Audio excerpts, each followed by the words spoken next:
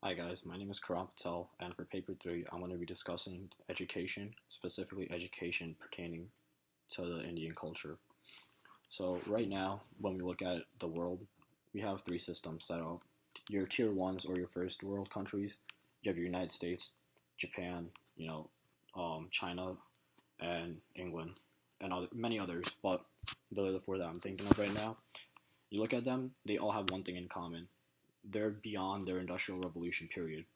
They've had that massive boom where it's led to invention after invention. And in today's world that we live in, it's about technology and how we can innovate it to fit our lifestyles at the current moment. India right now, we classify as a third world country slash second world, depending on how you look at it. But it's growing, and it's growing at an exponential rate. We look at world maps or world GDPs, and it's having one of the highest economic growths, and it's right underneath China. China right now is about at 10% economic growth per year, but it can't be sustained. China's already been through there, and it's continuing to go into that industrial revolution, and it still is, but it's soon going to exit. And you're going to see these other countries come in and take it, your African nations. India, for this paper particularly, India was second on the list of GDPs. So, with this paper 3, I'm going to be discussing its education and the fact that it's outdated. India was ruled by Britain way back in the 1600s, and the English have instilled their education system into the Indian culture. But as we move to the 21st century, it's become outdated and useless almost to a fact. And with the way that India is set up right now, it's all about who has more money. If you have the money and if you're rich, you can afford luxuries like getting a new car, going to college, and potentially getting into your dream job. Other time, you can't afford using that money on education because you have other things. You could be a 15-year-old with your parents relying on you to make an income in India, where someone that's more affluent than you in life probably won't be asked to do the same, and they'll have freedom.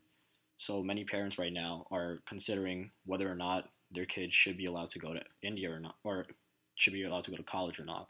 Is college really worth it? Majority will say no, and it's for two reasons. One, most of the Indian graduates that come out of college do not get their dream job. Whatever they learn in their 4 years of college will not be used in their future job that they're going to be getting. And their second one is many argue that straight out of high school, you can make as much money as you would going to college than not going to college, or without a college education, sorry. So, to further my argument, kids in India still should be going to college, but at this point, India is not doing enough to push them to go to college. This is the main argument at the end of the day. Why would you spend money to make the same amount of money that you could be making without going to college? And to a certain extent, India has over 1,000 institutions at the college level across the country, and to see not even one of them make the top 50 or the top 100 of college institutions in the world, it's really sad and disappointing, disgraceful, however you want to look at it. But at the end of the day, it looks bad. With all that, why spend the money? Why further your education? In this paper, I'm going to be giving examples of what the Indian system is doing to correct these. They understand that they have a terrible system in place right now, but they're going to need time, and people have to understand this. Also, the biggest problem and the biggest wall barrier in breaking this is outsourcing. Outsourcing is when companies from the United States, China or anything like that, they put their resources in different countries because it's much cheaper. And the pay that they can pay the employees in these third world countries, that's enough for the third world person to live a comfortable life. That it will cost these companies way, way too much if they were to keep their companies abroad. So, first thing the most important thing is the internet in the 21st century has become so prevalent. It's easily accessible, and it's to a point where it's at its peak. India, it's still a little bit slow, but it's getting there. it's developing its 4G, LTE, all that stuff, and their universities are now trying to utilize this. Indian education system and the Indian government has taken a step by installing e-libraries. They're putting a lot of money into using the internet to make all these classes available, or make 21st century education available to their college grads, which then can be used in a real world scenario. They're not going to be coming out with these outdated teaching methods. They can learn through the internet, which is going to be the most crucial part of this paper, how they can use the internet to fully develop and find or possibly rectify the wrongs that's going on in the Indian education system. And just to kind of wrap up with this paper, education, no matter what country you're in, wherever you are in the world, education is important. It's led to innovations and further advancements into our normal lives. Life expectancy has almost doubled since the 18th century. Why? Because people are looking into medicine.